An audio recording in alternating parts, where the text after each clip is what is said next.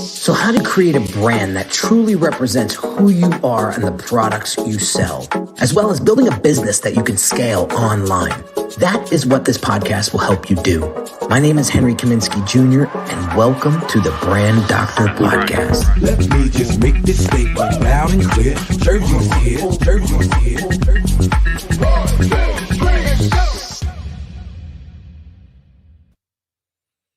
What is going on, everybody?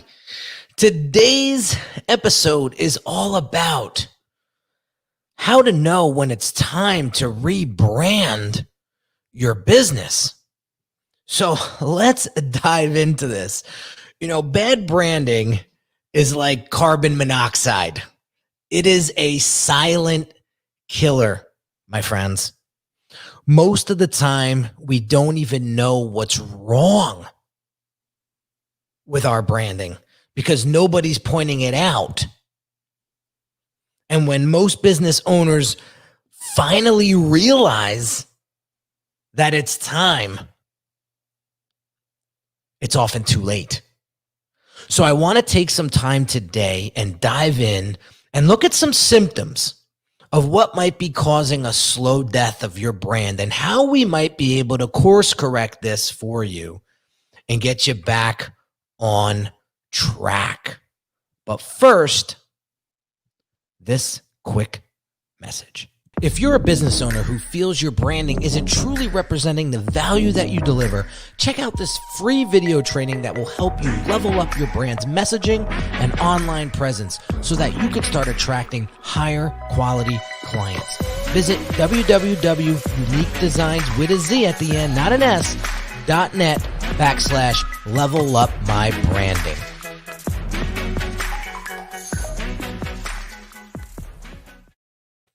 All right, so let's get into this, shall we? So first off, what does branding mean? I'm going to get into that for a second so people understand. So when we talk about rebranding our business, we're talking about breathing new life into your business's current image or online presence, to renew, to reinvent, to make it more attractive, bring it up to date, bring it to be more modern, have it to be more effective and impactful to the people that you want to serve. So now that we know what rebranding is, how do we know that it's time to rebrand our business? So I'm going to give you about 6 different signs that it might be saying for your business, you know what? It's time for a rebrand, my friend.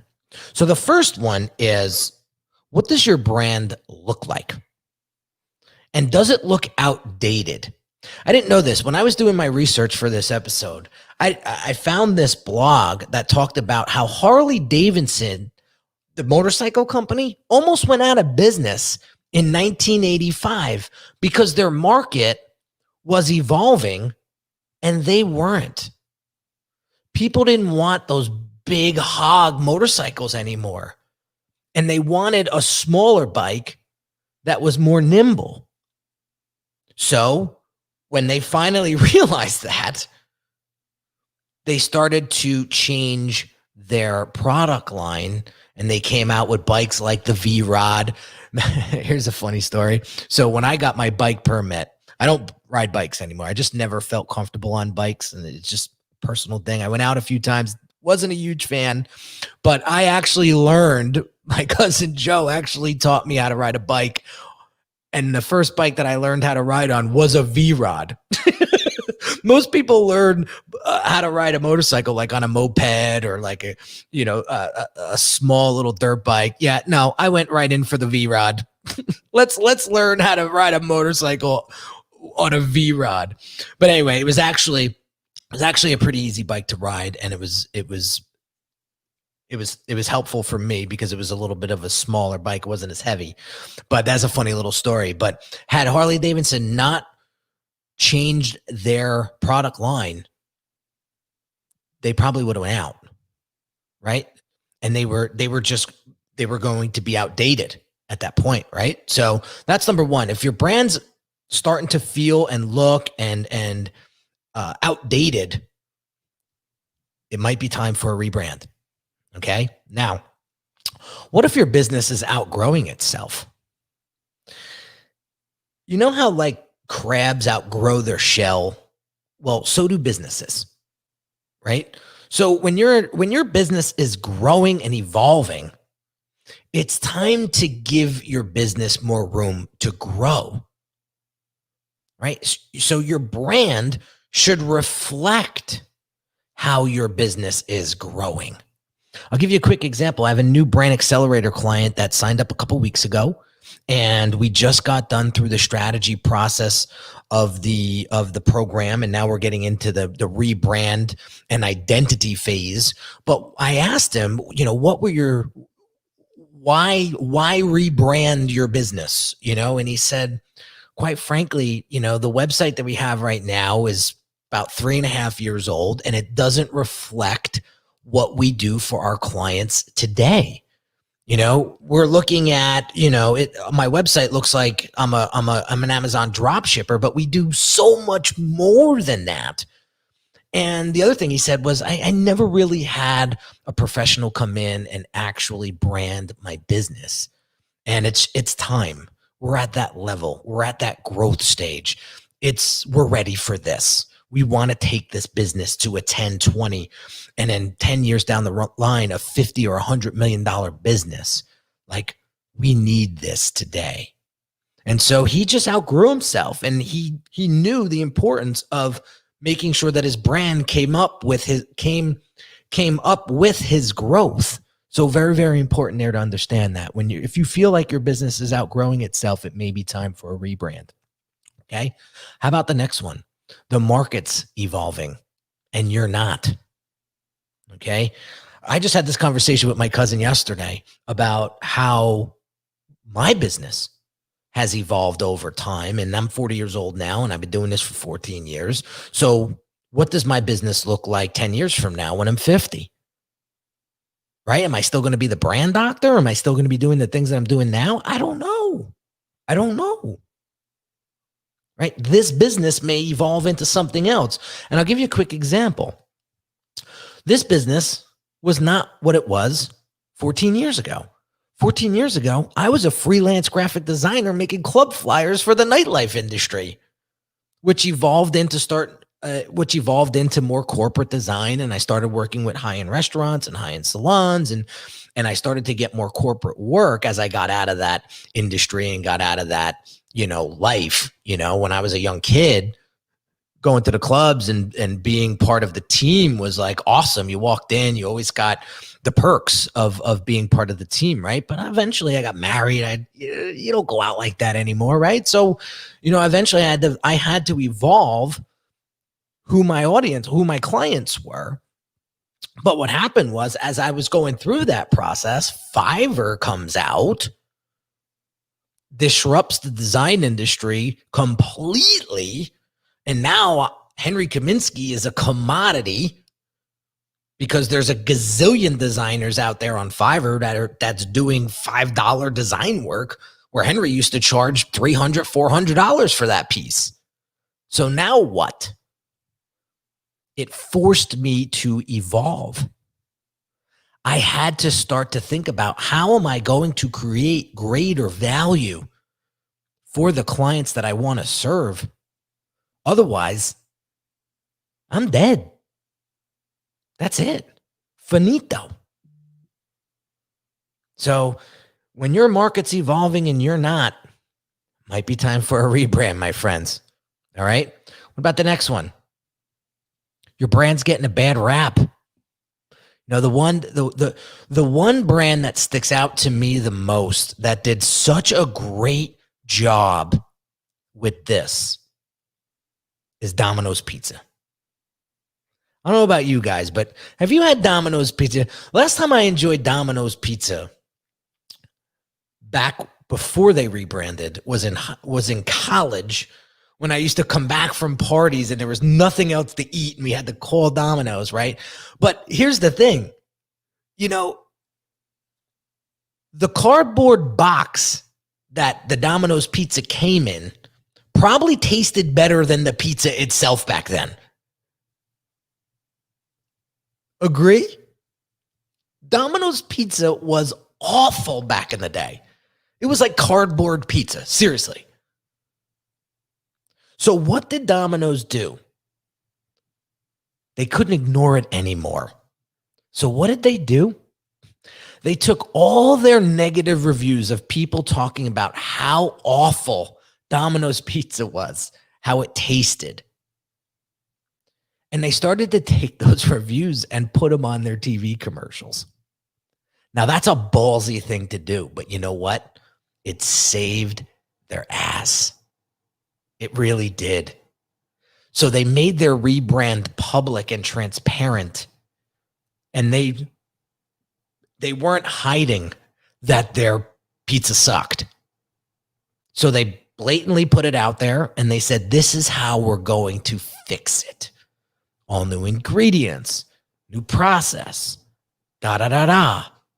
And boom, their stocks skyrocketed after they did that. It's powerful. So if your brand's getting a bad rap, it might be time to step up your game and rebrand. How about this one? It's time to reach a new audience, a new market segment. Give you another quick example. Brand Accelerator client Jason Lynette. He's about to launch his business. He's about to launch his rebrand next week, early next week. We just transferred his funnels over to his account, and we're setting everything up, and his website's just about done. We're going to port everything over to him and set it all up and launch next week. But when he came to me a couple months ago, he said, listen, Henry, I've been in this game for a decade plus. I built a self-sustaining online business that's bringing in 600, I think he said something like $600K a year. He's like, that business is running on its own now, and it's serving an awesome audience. And I love that audience, but I want to reach another audience now. My business has matured, and I want to go after the solopreneur audience. I want to go after the people that have these small businesses and really help them grow online. And I was like, this is fantastic. And he says, yeah, but my current branding is only focused towards that particular client. And it's not going to make sense to the new clients, the new audience that I want to serve. So I have to do something here that's going to attract this type of client. And so he went through the rebrand process. Okay. So there's one more. Okay. One more sign that your brand might need a rebrand. And it's that your brand or your business is just being misunderstood. Like, people don't get what you do. And when that happens, you start attracting the wrong audience. And now it's just frustration after frustration, a bunch of time wasters, where you could be completely rebranded and that message, that look, that feel is completely disqualifying those people. And now you're attracting the right clients. So let's imagine here for a second, okay?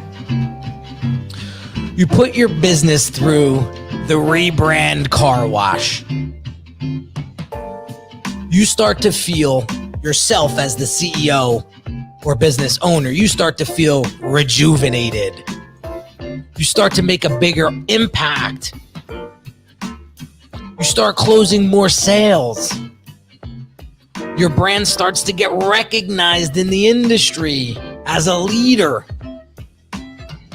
Your audience starts to grow more rapidly. What's that mean for your business? I want to paint that picture there for a second. You know, one of the things that has really helped me catapult my business to that 7-figure level was getting the help from the people I needed to get help from, which gave me the confidence to push through those tough times. I'll give you a quick story and then we'll wrap up here, right? I don't want to get too off track. But when I was in college, I hated it because it was in the middle of Amish country, right? The first 2 years I was ready to drop out. I was like a fish out of water, this like city urban kid from Jersey in the middle of Amish country going to college. And I said to myself, if I don't get involved here, I'm going to leave because this place isn't for me. And so what I thought about was, all right, well, how do I get involved? I'm not interested in Greek life. So how do I get involved? So after my sophomore year, I qualified to be an orientation facilitator. So when the new incoming freshmen would come in the summer before the semester started, they would sleep overnight and guides like me would show them around for 2 days so they became acclimated to the school before they got here for their first semester. And let me tell you something. When I got involved, it changed everything for me. But if it wasn't for my mentor at the time, he was my counselor, you know, your guidance counselor in college. I forget what they called them, like that. But he was the one that said, Henry, you got to get involved. And he was like pushing me to do it because he's like, dude, you would be awesome for this position. And I went and I did it. And it gave me such confidence. And it gave me something to do. It gave me the rejuvenation that I needed to stay there and see that college degree out at that one facility, that one school. Had I not had that push, I probably would have left. So the point that I'm trying to make is when I had my mentors pushing me, when I felt like I was done, and they showed me the direction and they helped me and they pushed me and they helped me and they pushed me over and over and over again, they gave me the strength. They didn't even realize it, but they gave me the strength to go. Now I'm a doer. I'm not going to sit around. I'm not going to wait. I'm going to get it done. You know, Russell Brunson still teases me to this day because when I was going through my struggles and he was coaching me at the time, I was thanking him left and right for the accomplishments that I was making at the time. He says, Henry, I'm not doing anything here. I'm just like pointing my finger and telling you where to go. You're doing everything.